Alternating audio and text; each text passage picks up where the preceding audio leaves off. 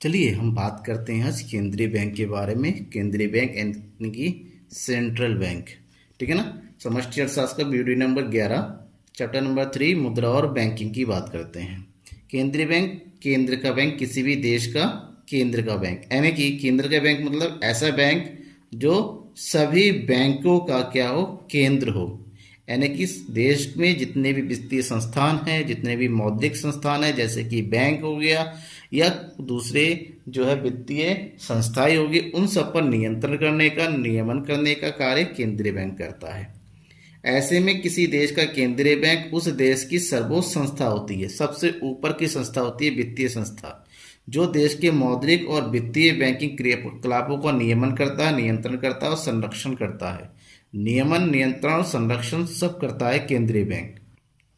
भारत का केंद्रीय बैंक क्या है? रिजर्व बैंक ऑफ इंडिया, यानी कि भारतीय रिजर्व बैंक, आरबीआई की शॉर्ट फॉर्म में जाना जाता है। आधुनिक अर्थ में केंद्रीय बैंक का जो अर्थ बताया गया है, केंद्रीय बैंक किसी देश की मौद्रिक और बैंकिंग व्यवस्था की शीर्ष मतलब सबसे ऊपर की संस्था है, जो देश में चलन तथा साख का विकास, नियमन एवं नियंत्रण, राष्ट्र की आर्थिक विकास और आर्थिक स्थिरता के उद्देश्य से करती है।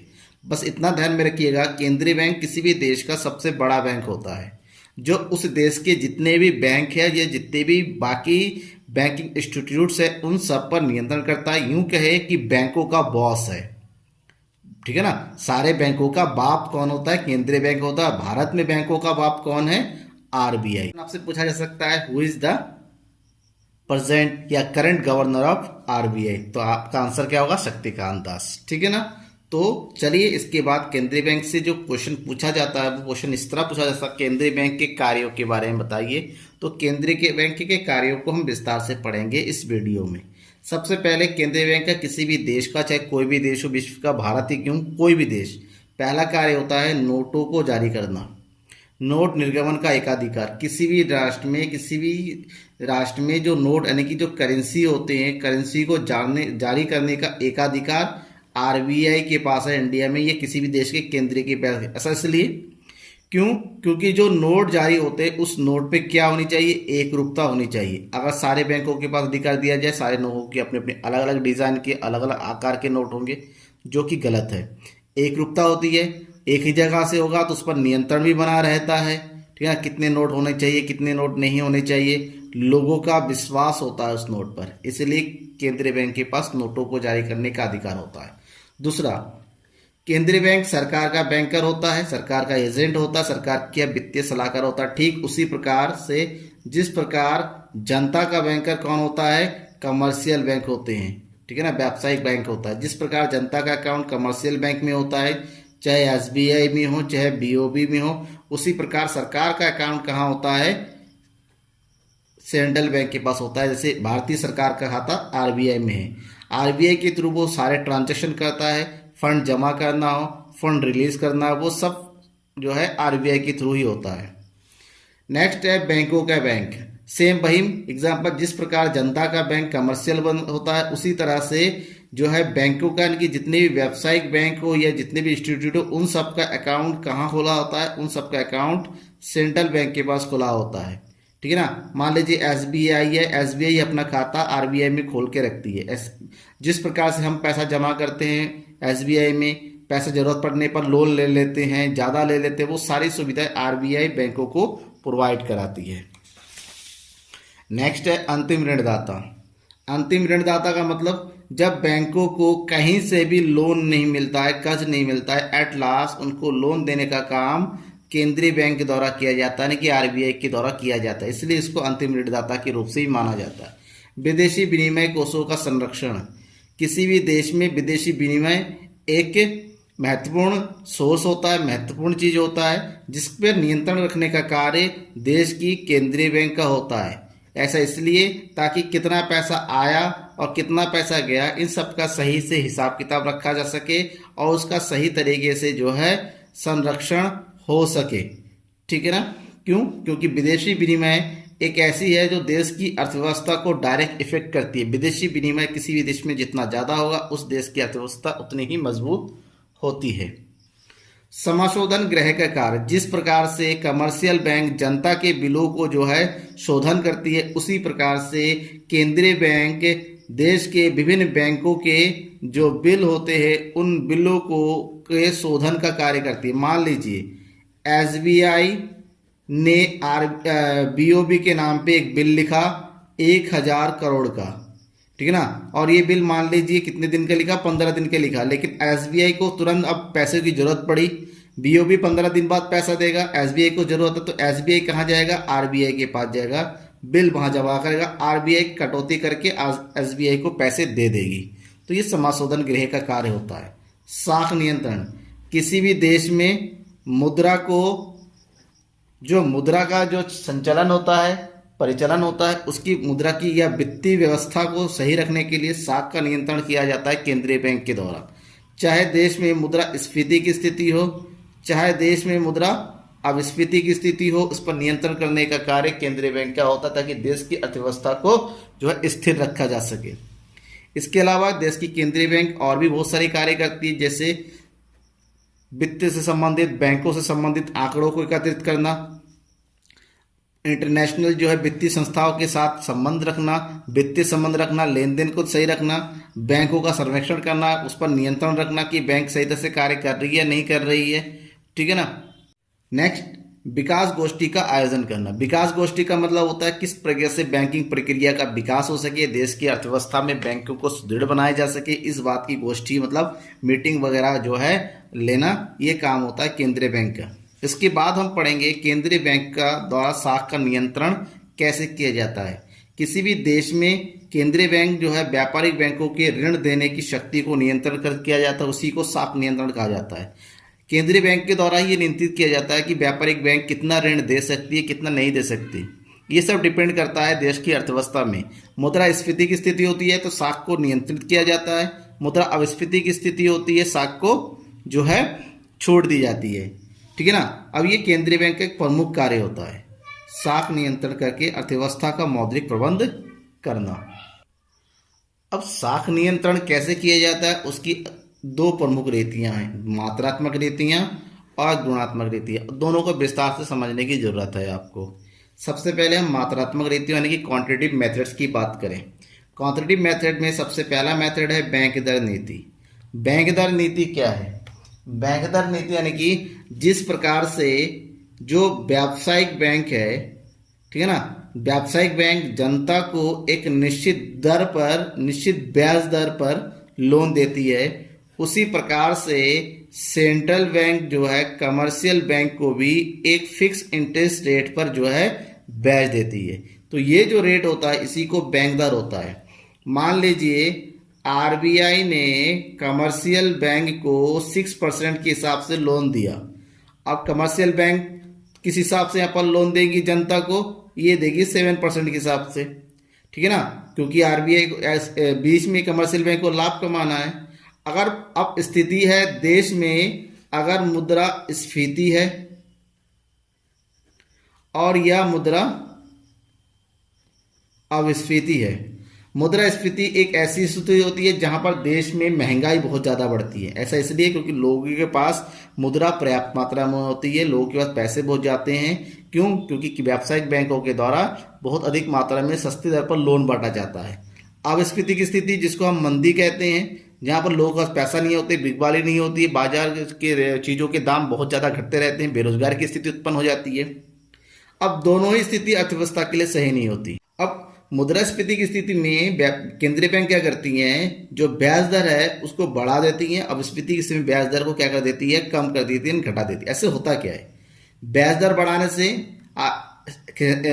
जो व्यावसायिक बैंकों को अधिक दर पर जो है महंगा ब्याज मिलेगा, महंगा लोन मिलेगा, और जब इनको महंगा मिलेगा तो ये भी महंगा। ऐसे जनता जो है लोन लेने से कतराएंगे और उनके पास पैसे का जो फ्लो होता है वो कम हो जाएगा। उसका उल्टा अपस्फीति की स्थिति में लोन सस्ता हो जाता है, लोग ज़्यादा लोन लेते हैं और मार्केट में पैसे का फ्लो बढ़ जाता है।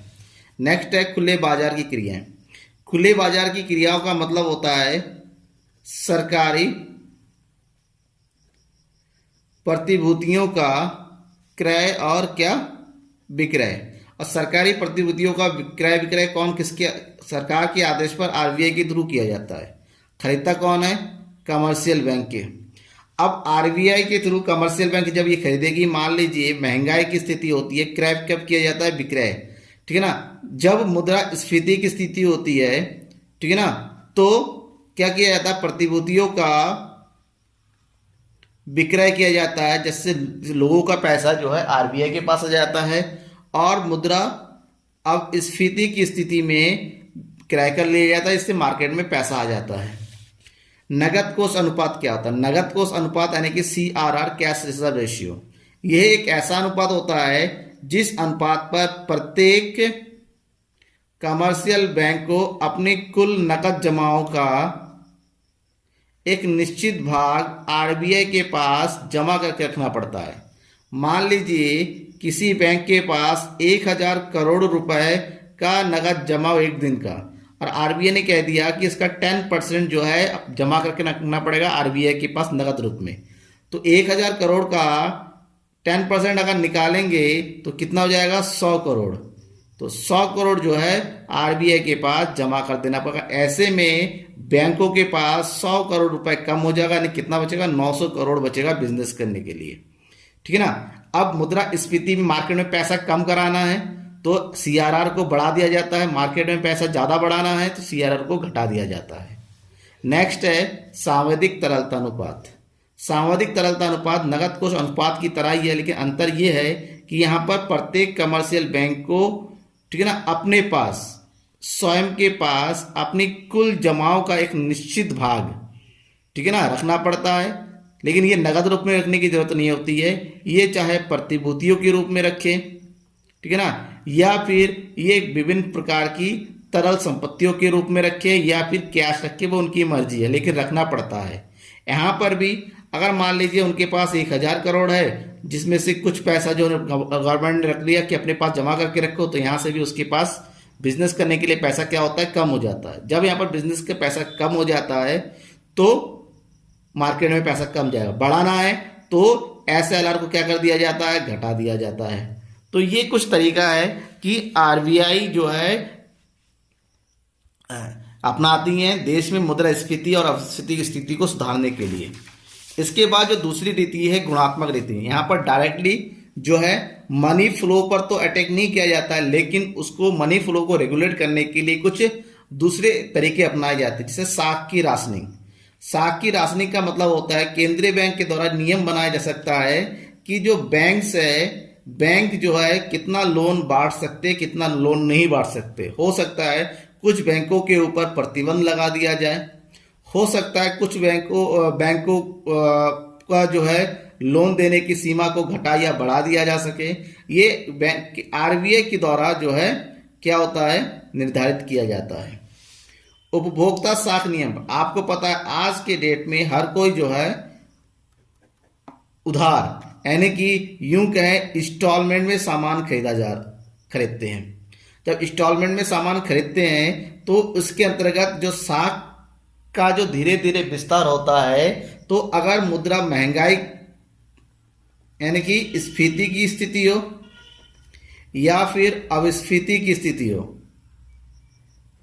दोनों से निपटने के लिए क्या किया जाता है। अगर देश में स्फीति की स्थिति है, इसका मतलब लोग जम के खरीदारी कर रहे हैं, उधारी खरीद रहे हैं। ऐसे में साख नियमन का क्या किया जाता है, नियंत्रण किया जाता है। बहुत सारे जो सामान है, वस्तुएं हैं, उन वस्तुओं पर जो है उधार क्रय विक्रय पर क्या जाए, रेस्ट्रिक्शन लगा दिया जाता है। उससे अगर बिकवाली नहीं होता है, मार्केट बिल्कुल डाउन हो जाता है, ठीक है ना। ऐसे में जो वस्तुओं का जो साख नियमन है उसको क्या कर दिया जाता है, बढ़ा दिया जाता है। सीमांत आवश्यकताओं में परिवर्तन। सीमांत आवश्यकताओं में परिवर्तन का मतलब होता है कि लगभग लोन देने के लिए क्या चाहिए होता है, लोन देने के लिए जमानत चाहिए होता है। मान लीजिए आपको जो है 10 लाख का लोन चाहिए, आप उसके लिए कुछ गिरवी रखेंगे, मान लीजिए अपना मकान गिरवी रखें, तो मकान की कीमत अगर 12 लाख है तो आपको 10 लाख रुपए का ही लोन मिलता है, ठीक है ना। तो 2 लाख रुपए क्या होता है, मार्जिन काटा जाता है। अब केंद्रीय बैंक के द्वारा स्फीति और अपस्फीति से निपटाने के लिए इसी मार्जिन का सहारा लिया सकता है।